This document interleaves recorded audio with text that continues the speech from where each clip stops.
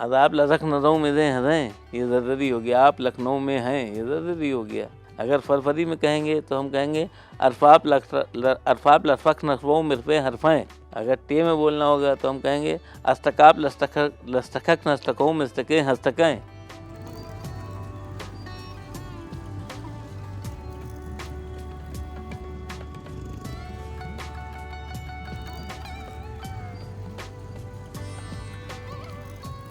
ज़बान तो जो शाइस्ता ज़बान उर्दू तो थी वो तो थी ही, मगर जब किसी तीसरे चौथे आदमी के सामने आपस की कुछ बात करना होती थी कि हम बात भी कर लें और सामने वाला समझ भी ना पाए, तो उसमें 4 ज़बानें चलती थीं। एक ज़रज़री जिसमें ज़े का इस्तेमाल होता था, एक फरफरी जिसमें फ़े का इस्तेमाल होता था, एक टे की जिसमें टे का इस्तेमाल होता था, और कभी कभी चे का इस्तेमाल वाली भी बोली जाती थी। मगर ज़रज़री, फरवरी और टे वाली ज़्यादा बोलचाल में थी बनिस्बत चे के।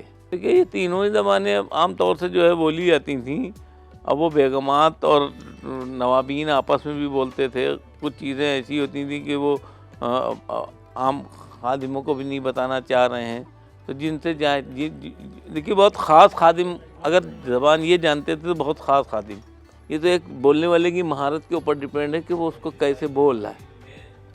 कोई अल्फ़ाबेट तो उसके अलग है नहीं कि काका अलग है और ABCD अलग है और अलिफ बे अलग है, तो उसकी कोई तख्ती तो है नहीं। इनकी सबकी तख्तियाँ हैं, उसकी कोई तख्ती नहीं है। जो आप बोल रहे हैं उसी ज़बान में, उसी में क्या चीज़ ऐड करके हम कौन सी नई ज़बान बना सकते हैं, इस पे है। एक चे की भी ज़बान होती है। जैसे मेरा नाम इमरान है, तो हम इमरान कहेंगे तो कहेंगे हम चे की ज़बान में चई चमा चरा चना।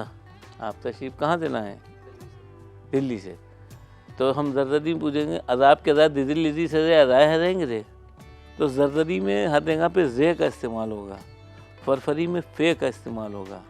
जैसे हम आपसे बात कर रहे हैं ना, हज़म अज़ाब से बज़ात कज़र रज़े हज़ें, ये ज़रज़री हो गई। हम आपसे बात कर रहे हैं।